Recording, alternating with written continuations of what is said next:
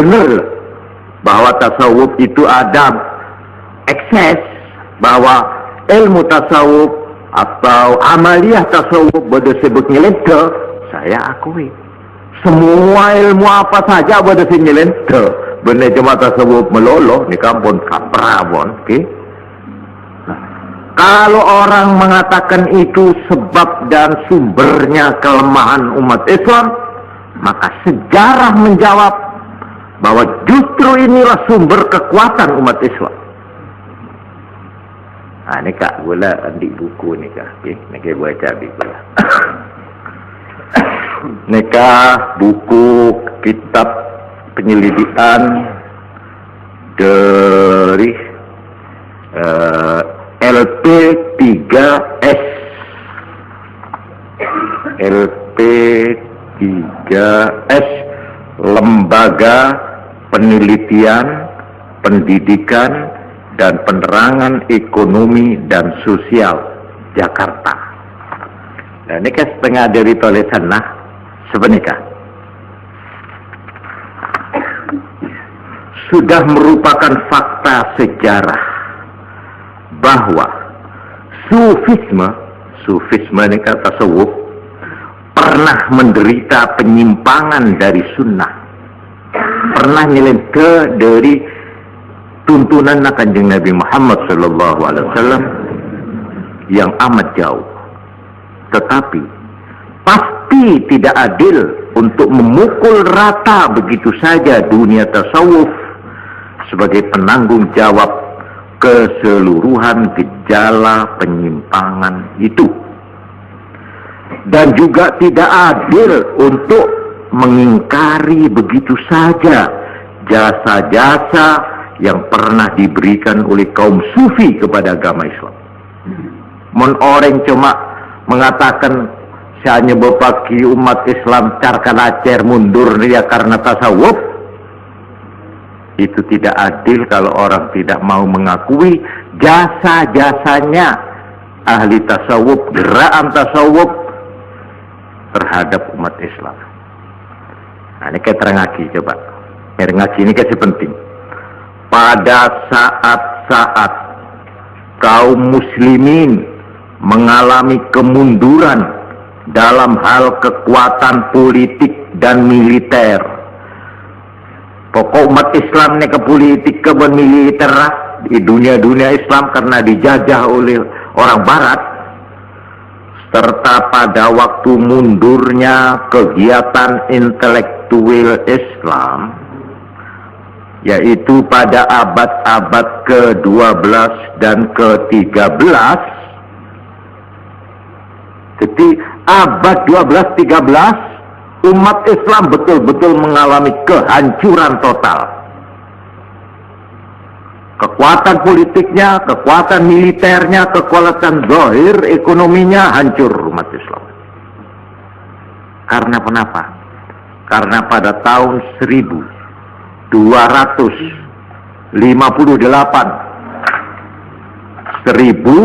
ini apa lagi ini kak? 1258 tamat riwayat umat Islam. Karena apa?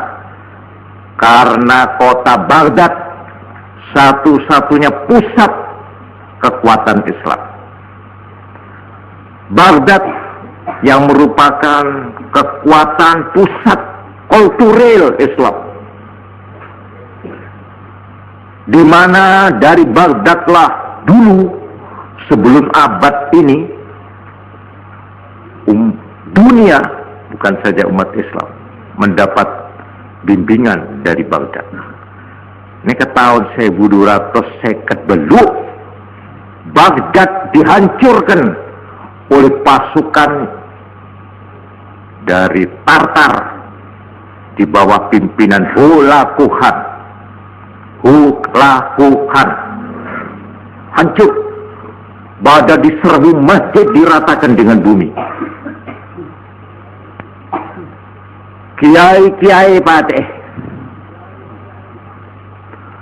Quran dan kitab-kitab yang ada di perpustakaan yang ada di masjid, yang ada di bibliotek yang ada di rumah-rumah semua dibakar.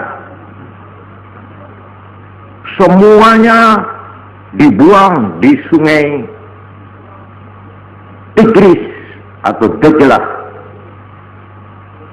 sampai dikatakan sungai Dajlah sebentar merah, sebentar hitam. Kalau merah karena darah yang dialirkan dari 70.000 umat Islam di kota Baghdad yang disembelih. 70.000 takung-nakung. Itu sebabnya sungai menjadi merah. Sebentar menjadi hitam. Kenapa? Karena semua kitab-kitab dan Quran-Quran, hadis-hadis dibakar dan dibuang ke sungai semuanya, sehingga air sungai menjadi hitam. Ini kegambaran kehancuran kota Baghdad pada tahun 1258 di bawah injaan kaki dari yang namanya penglima Tartar yang tersohor, Hulagu Khan. Nyaman Hulagu Khan. Nah, ikan saya cerita lagi. Pada abad-abad ke-12 dan ke-13, gerakan Sufilah yang memelihara jiwa keagamaan di kalangan kaum muslimin.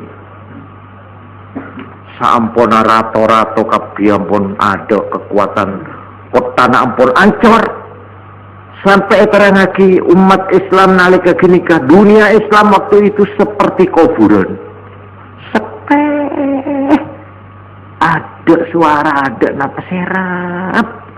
Karena ampun hancur segala-galanya sudah. Ada pun ratona berkabure paten kebibon, ada pun. Nah, pada saat itu yang berhasil Islamnya ini, agama Islam tetap alembu, tetap ajalan, tetap akili. Siapa yang menyebabkan akili? Sobung lain ahli tasawuf. Di bawah pimpinan seorang ahli tasawuf yang terkenal, yaitu Syekh Jalaluddin Ar-Rumi. Nah, ini kasih beda di filin. Beda gitu. Nah, itu tandai dia. Dialah yang telah berhasil menggerakkan Islam di saat umat Islam lumpuh. Inilah aulia waliullah Jalaluddin Ar-Rumi yang telah membangkitkan Islam. Ini kayak terangaki kantor.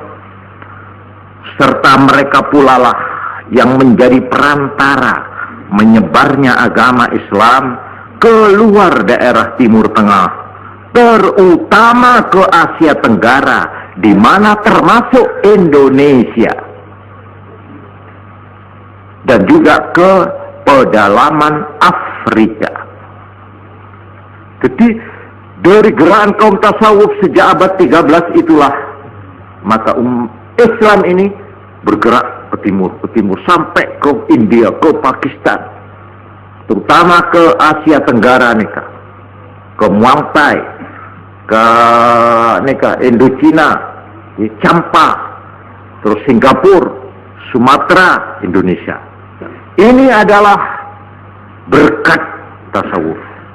Melana para hadirin, agama Islam di Indonesia ini dibawa oleh orang tasawuf. Melana ajaran Islam etana jeba Madura Indonesia ini adalah bersifat tasawuf. Malah yang terkenal di tanah Jawa Wali Songo. Karena kira ini, inilah pendekar-pendekar mubalek yang pertama di sini. Dengan cara dan sistemnya, yaitu tasawuf. Orang tasawuf ini kita punya cahana, tak meremeh, tak mengutamakan show dan demonstrasi, tidak. Neng kiki nikah, patgunalang kerabirit, tapi jangan dikira orang dengan memantapkan hatinya menghadapkan kepada Allah, maka orang ini mempunyai kekuatan rohani yang hebat sekali. Contohnya seorang Maulana Ishaq, seorang saja dia sanggup mengislamkan Belambangan. Cuma sitang datang ke sana. Akhirnya orang Belambangan, orang Banyuwangi masuk Islam kopi. Seorang seperti Sunan Giri, andi pondok ke sampean, taruh ke sampean, ma tembok jan, ma gedong bersusun punten, langkeran kebu para rembabon, alhasil sederhana sekali. Santrina nikah ngelutuk sini kah, pas caranya mengaji itu asilah kapi, aduh apa nama menetek kuya berdiri lorong ini, beraring rat belarat lah sini kah. Orang apes dan di kekuatan apa-apa itu sini kah. Nikah Sunan Giri, dengan Sunan Giri saja maka Timor, Sumbawa, Makassar, Sulawesi Islam berpatasa. Ini kan lebih Sunan Giri. Cara kasar rengki dengan pesantrennya yang sederhana, Mbah Sunan Ngampel di Jawa Timur, maka tersebarlah di seluruh daerah Jawa Timur ini. Bukan saja tersebar, bukan cuma melebar agama Islam, tapi mendalam, merasuk sampai begitu kuat agama Islam di dalam dadanya umat Islam itu, sehingga dia campur menjadi adat istiadat, adatnya orang Jawa, orang Madura, orang Kampung, tidak dipisah-pisahkan dari ajaran-ajaran Islam. Mereka terangati jasa mereka itu. Selanjutnya mereka tulisan pergi panjenengan terus saya gula tak terjemah ke labun panjang lebar. Para pedagang, pengembara, dan pengamal-pengamal tasawuf merupakan juru tabligh utama agama Islam ke daerah-daerah tersebut.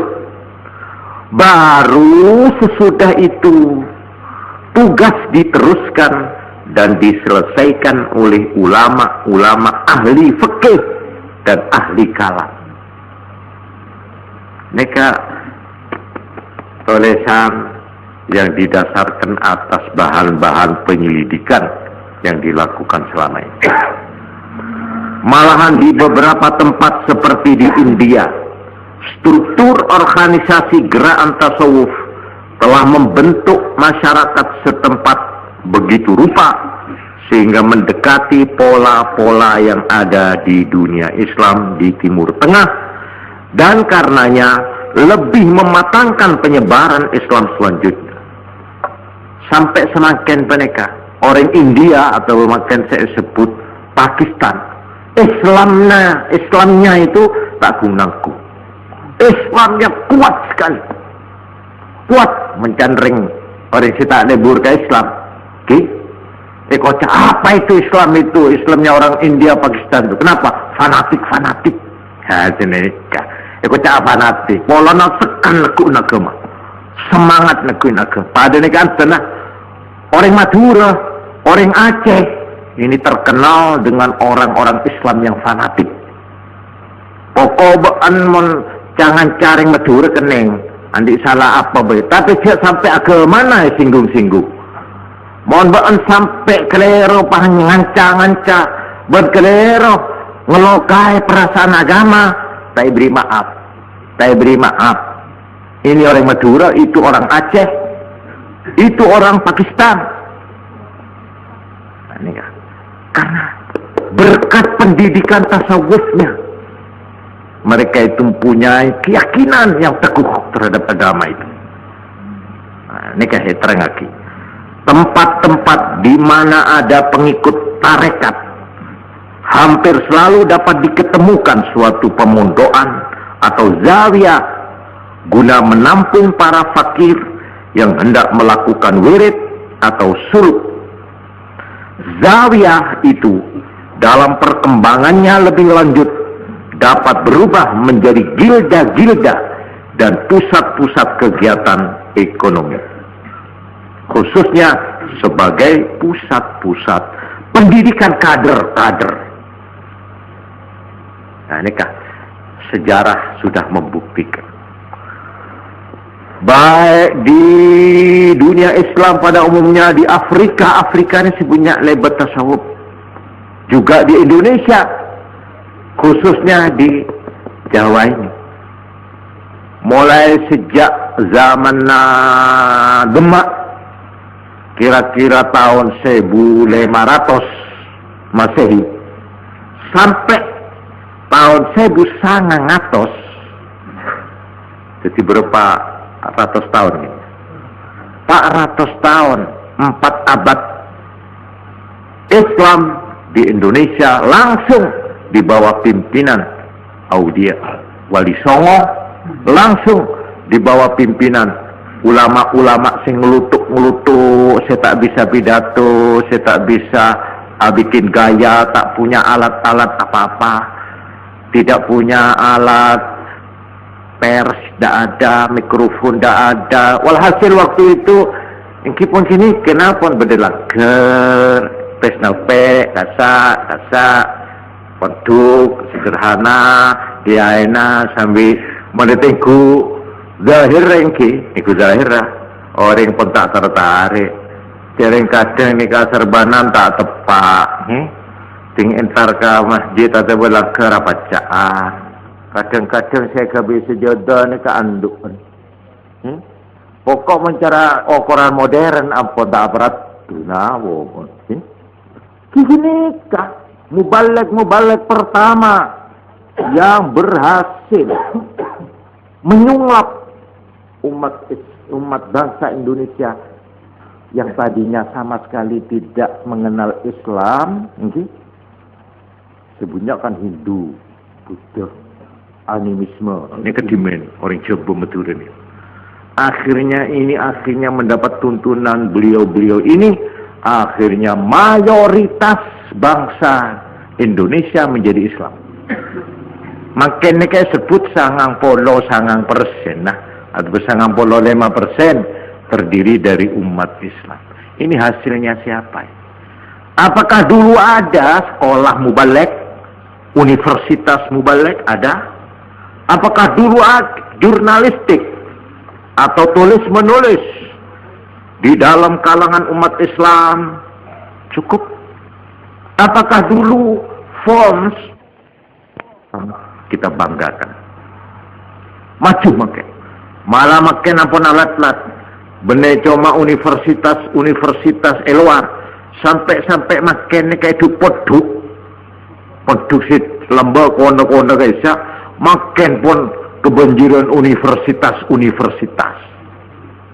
Kena kocak makin itu poduk ni pun kebi ni ngabodaki fakultas ini fakultas itu, universitas ini.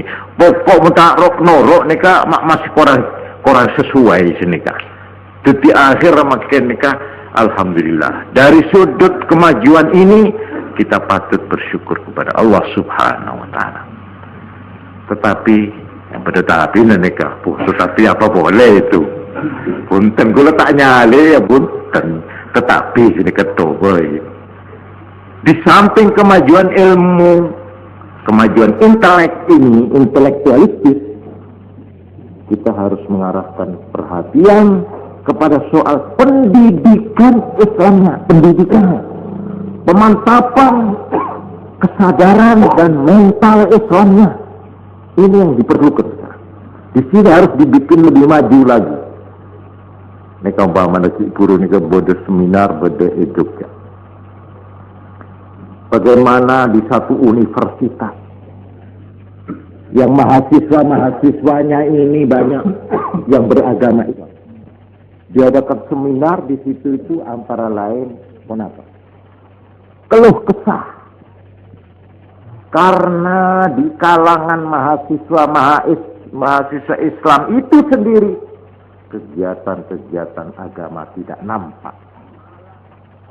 Malah tepaan hari Jumat, tepaan azan, mahasiswa-mahasiswa itu masih main tenis, main pingpong, main bola di halaman-halaman universitas. Itu anak-anak Islam, itu mahasiswa Islam. Juga kalau waktu sembahyang sudah tidak bisa ditertibkan lagi. Walhasil kesetiaan kepada agama. Untuk mengamalkan agama sehari-harinya kelihatan kosong. Seolah-olah di situ tidak ada mahasiswa Islam.